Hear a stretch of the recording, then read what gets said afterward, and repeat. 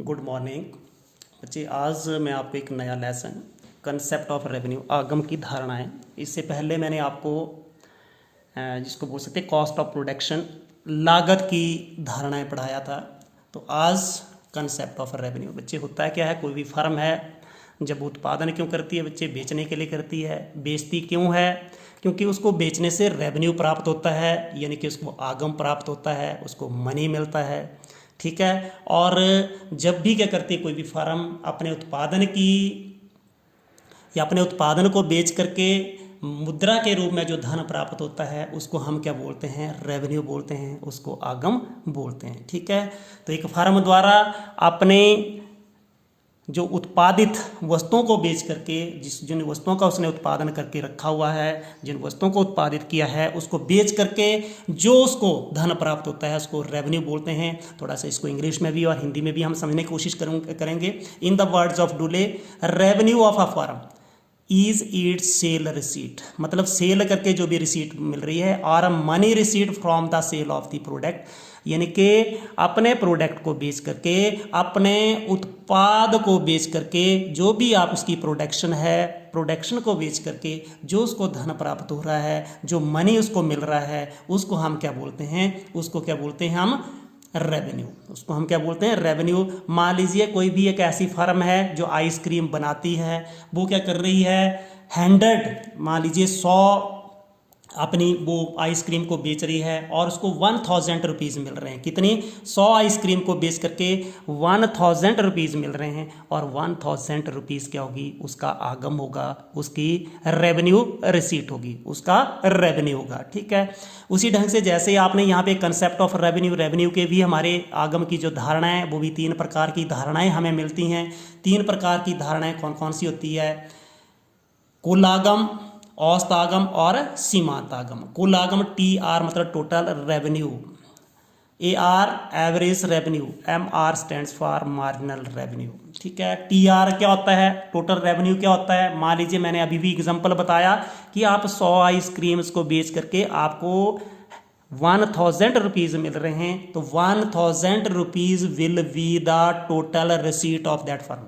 मतलब निश्चित इकाइयाँ बेचने से जो एक फर्म को आय या आमदन प्राप्त होती है या मौद्रिक आय प्राप्त होती है, उसको हम क्या बोलते हैं, कुल संप्राप्ति या टोटल रिसीट, या हम इसको बोलेंगे कुल आगम। The revenue that a firm gets by selling a given quantity of product, जो भी आप उसके पास एक गिवन क्वांटिटी ऑफ प्रोडक्ट को बेच करके उसको जो रेवेन्यू मिलता है, गेट करता है, is called the total revenue. उसको हम क्या बोलेंगे, टोटल रेवेन्यू बोलेंगे। यहाँ पे टोटल रेवेन्यू कैसे निकालते हैं बच्चे, आपको ये भी पता है कितनी क्वांटिटी आपने बेची और उसका प्राइस कितना था। जैसे आपने 50 ब्रिक्स ऑफ आइसक्रीम बेच ली, कितनी आपने, या मान सकते हैं हमने कितनी ब्रिक्स बेची, ये आपकी क्वांटिटी कितनी थी। जैसे मान ली बहुत अच्छी कोई आइसक्रीम है, ठीक है, 50 उसकी आपने क्वांटिटी बेची, उसकी प्राइस आपकी 100 थी, तो आपको कितने रुपीज़ मिल रहे हैं, कितने रुपीज़ मिल रहे हैं, 5000 रुपीज़ मिल रहे हैं। ठीक है। आपने क्या कर दिया, 50 आपने कोई ब्रिक्स ऑफ आइसक्रीम बेची और जिसकी प्राइस कितनी थी आपकी 100 रुपीज़ थी, तो quantity multiply by price that is 5000 rupees, this will be the total receipt of that firm. Total receipt कैसे निकालते हैं बच्चे, टोटल रिसीट मैंने आपको पहले बताया कि कोई भी फर्म क्या कर रही है, वो अपनी गिवन क्वांटिटी ऑफ प्रोडक्ट को सेल कर रही है और उससे जो उसको रेवेन्यू मिल रहा है, उससे जो उसको आगम मिल रहा है, उसको हम क्या बोलते हैं, total receipt. The revenue of that a firm gets by selling a given quantity of product is called total revenue. उसके बाद जो मार्जिनल रेवेन्यू की बात आ रही है, मैंने मार्जिनल पहले बताया कि आप एक अधिक या एक कम बेच करके जो आपकी टोटल रेवेन्यू में चेंज आती है, उसको हम क्या बोलते हैं, मार्जिनल रेवेन्यू या सीमांत आगम। इसको क्या बोलते हैं, सीमांत आगम। क्या बोलते हैं, सीमांत आगम। Marginal revenue refers to the change in total revenue. Total revenue के अंदर क्या चेंज आ रही है, एज द रिजल्ट ऑफ 1 और लेस यूनिट ऑफ कमोडिटी। जब आप क्या कर रहे हैं, एक जो आपकी रेवेन्यू के अंदर कैसे चेंज आ रही है, जब आप किसी भी कमोडिटी की एक कम या एक अधिक इकाई सेल कर रहे हो, आप बेच रहे हो। ठीक है। तो MR किसके बराबर होता है, चेंज इन टोटल रेवेन्यू बटा चेंज इन क्वांटिटी सोल्ड। अब आपको पता है change in total revenue, change को हम कैसे लिखते हैं, डेल्टा से लिखते हैं, और ये TR के अंदर जो भी चेंज आ रही है, और कमोडिटी के अंदर कितनी चेंज आ रही है, डेल्टा क्यू। ठीक है। और इसका एक दूसरा फॉर्मूला भी है, कौन सा फॉर्मूला है, एम आर कैसे निकालते हैं, आपको दूसरा भी है TRN माइनस TRN-1, ठीक है। यहाँ पे मैं थोड़ा सा एग्जांपल से आपको बताने की कोशिश करूँगा। जैसे आप क्या कर रहे हैं, कोई भी आपकी कमोडिटी X है और X कमोडिटी की आपने 10 इकाइयाँ बेची, कितनी इकाइयाँ बेची, 10, तो आपको टोटल रेवेन्यू कितना मिल रहा है, 1000 रुपीज़ मिल रहा है। कितना, ये आपका रुपीज़ में है और ये यूनिट्स के अंदर है। 10 यूनिट्स बेचने से आपको 10,000 रुपीज़ या 1000 रुपीज़ मिल रहे हैं। अब आपने 11 इकाइयाँ बेच ली, इसकी 11 यूनिट्स को आपने सोल्ड कर लिया, तो अब आपको यहाँ पे कितने मिल रहे हैं, 1100 रुपये मिल रहे हैं, 1100 रुपीज़ मिल रहे हैं। तो अब यहाँ पे देखिए बच्चे, टोटल रेवेन्यू के अंदर कितनी चेंज आई, 1100 माइनस 1000, और आपकी क्वांटिटी में कितनी चेंज आई, 11 माइनस 10, तो ये कितना हो जाएगा, 100/1, तो ये 100। तो यानी कि यहाँ पे मार्जिनल रेवेन्यू कितना आ गया आपका, 100 रुपीज़ आ गया। कितना आ गया, 100 rupees will be the marginal revenue of the firm. या इसको हम दूसरे तरीके से सीधा डायरेक्ट फॉर्मूले से निकाल सकते हैं। यदि ये N11 है, ये 11 है, तो 11 इकाइयों की टोटल रेवेन्यू कितनी है, 1100 रुपये है, और 11 में से एक उठा दिया 10 जो आपकी गुड्स हैं या कमोडिटी की टोटल रेवेन्यू कितनी है आपकी, 1000 रुपीज़ है, तो आपका 100 rupees will be the marginal revenue. यानी कि देयर आर 2 फार्मूला, जैसे कि हमने आपको जैसे एवरेज कॉस्ट और मार्जिनल कॉस्ट निकाली थी, वैसे ही आप मार्जिनल रेवेन्यू को भी निकाल सकते हैं। फॉर्मूला सेम रहेगा कि आपकी मार्जिनल रेवेन्यू होती क्या है, ये रेवेन्यू है रेफर्स टू द चेंज, जो भी आपकी चेंज आ रही है किसके अंदर, टोटल रेवेन्यू के अंदर, as the result of 1 or less unit of commodity. जो भी आप क्या कर रहे हैं, जब आप एक कमोडिटी की एक यूनिट को ज़्यादा या एक यूनिट को कम बेच रहे हैं, तो उससे आपकी मार्जिनल रेवेन्यू या सीमांत आगम के अंदर जो अंतर आ रहा है उसको हम क्या बोलते हैं, मार्जिनल रेवेन्यू, सीमांत आगम। अब इसके आगे नेक्स्ट जो है आपका एवरेज रेवेन्यू। एवरेज रेवेन्यू, औसत आगम। औसत आगम क्या होता है, average revenue refers to the per unit जो है रेवेन्यू, एक यूनिट की कितनी रेवेन्यू आ रही है, दैट इज एवरेज रेवेन्यू, ठीक है। एवरेज रेवेन्यू का मतलब कि एक यूनिट की कितनी आपकी रेवेन्यू मिल रही है, एक यूनिट बेचने से आपको कितनी रेवेन्यू मिल रही है, तो उसको क्या बोलते हैं, पर unit revenue, that is called average revenue. उसी एग्जांपल को लेंगे, आपके पास TR कितना मिल रहा है, TR आपका मान लीजिए 1100 रुपये है, आपने वो पीछे वाला एग्जांपल हम ले लें, और आपने क्वांटिटी कितनी सोल्ड कर ली, कितनी कर ली, 11 क्वांटिटी को सोल्ड कर लिया, तो यहाँ पे एवरेज रेवेन्यू किसके बराबर हो जाएगा, TR/Q, टोटल रेवेन्यू को बेची गई मात्रा से भाग दे करके। तो टोटल रेवेन्यू कितनी थी आपकी यहाँ पे, अब टोटल रेवेन्यू को हम 1 मिनट ध्यान पर सुनिए, टोटल रेवेन्यू कितनी थी आपकी 1100, और क्वांटिटी कितनी सोल्ड कर ली ये, तो ये कितना आ गया 100 रुपीज़। मतलब ये हो गया कि आपकी एक क्वांटिटी बेचने से आपको कितना रेवेन्यू मिल रहा है, उसको आप क्या बोलते हैं, TR। अब TR कैसे लिखते हैं, थोड़ा सा आपने इसको भी थोड़ा सा ध्यान देना है। TR ये आपका AR is equal to TR/Q, और TR आपको पता है टोटल रेवेन्यू कैसे मिलता है, प्राइस मल्टीप्लाई बाई क्वांटिटी और डिवाइडेड बाई क्वांटिटी। तो ये क्वांटिटी से क्वांटिटी कट गई, तो TR किसके बराबर आता है, प्राइस, यानी कि हम ये बोल सकते हैं, ये AR जो है, not sorry, AR is equal to P।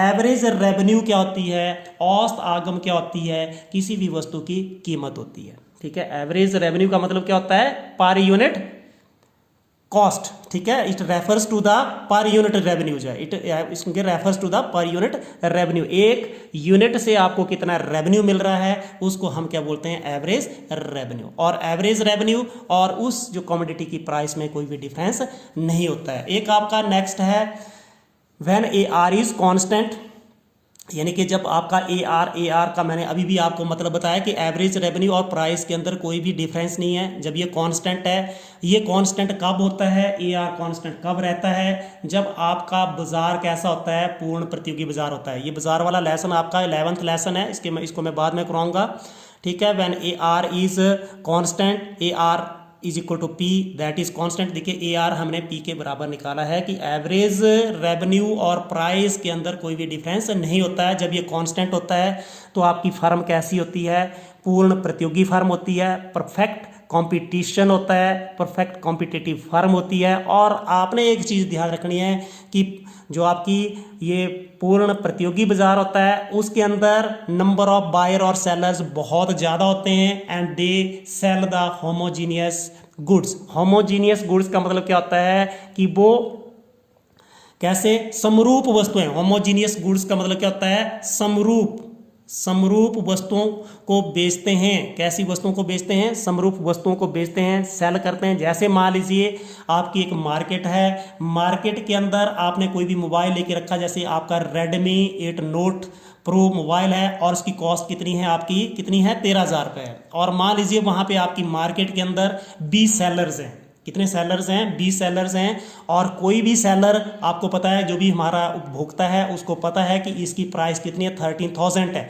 और कोई भी सेलर क्या कर सकता है? उससे ज़्यादा नहीं ले सकता है, क्योंकि जो भी ग्राहक है उसको मार्केट का पूरा नॉलेज है, ठीक है, उसको पूरा नॉलेज है। इसलिए जब भी आपका क्या होता है, जहाँ पे लार्ज नंबर ऑफ बायर्स होते हैं और सेलर्स होते हैं, और वहाँ पे क्या होता है, कोई भी सेलर आपका मार्केट प्राइस से ज़्यादा क्या नहीं ले सकता है बच्चे? प्राइस नहीं ले सकता है। यदि लेता है तो वो अपने उपभोक्ता को खो बैठेगा, ठीक है। वो जो उपभोक्ता है वो दूसरे फर्म के या दूसरी फर्म के पास जा करके उस वस्तु को खरीद लेता है। यानी कि जो आपकी परफेक्ट कॉम्पिटिटिव फर्म है that is the price taker not the price maker, यानी कि वो कीमत स्वीकारक है, कीमत निर्धारक नहीं होती है, ठीक है।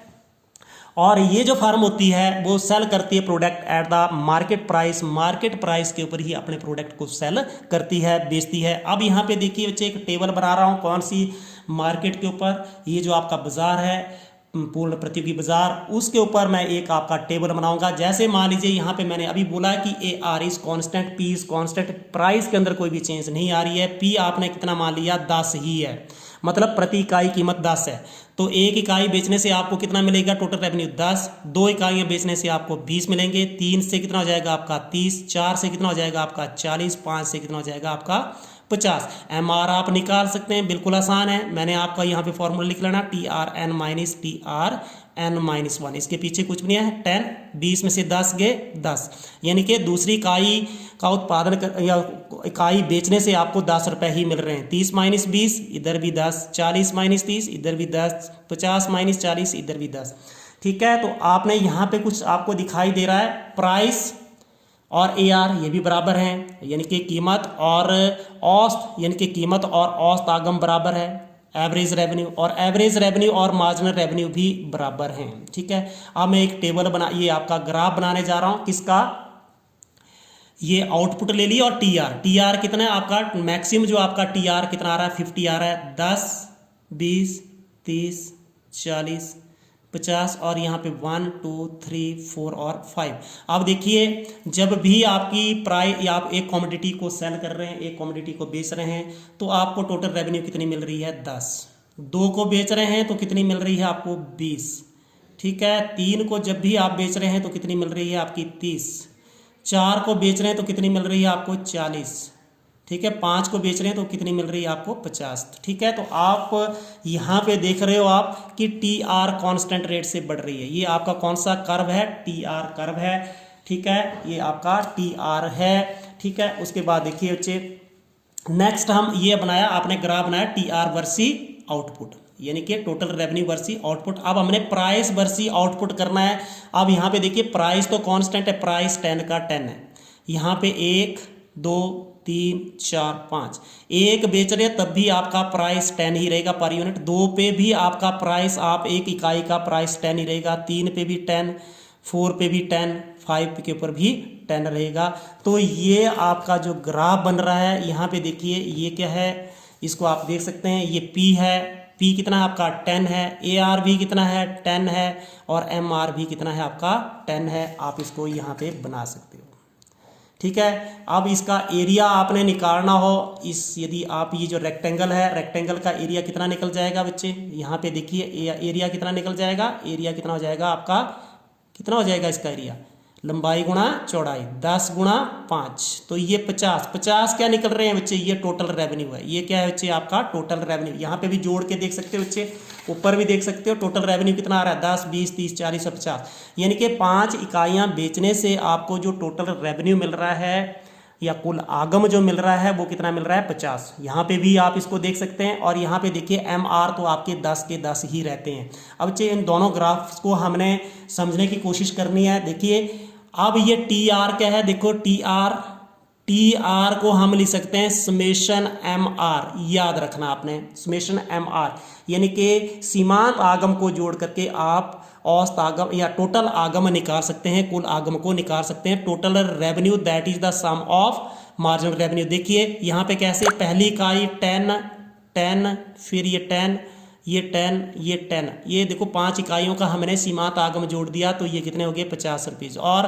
5 इकाइयों की आपने देखी जो कुल आगम कितना है, टोटल रेवेन्यू कितनी है आपकी, 50 रुपीज़ है। ठीक है, तो हमारा पहली लाइन क्या आ गई, पहले लाइन मैंने आपको बताया कि TR that is the simple addition of MR, यानी कि सीमांत आगम का जोड़ होता है, पहली बात।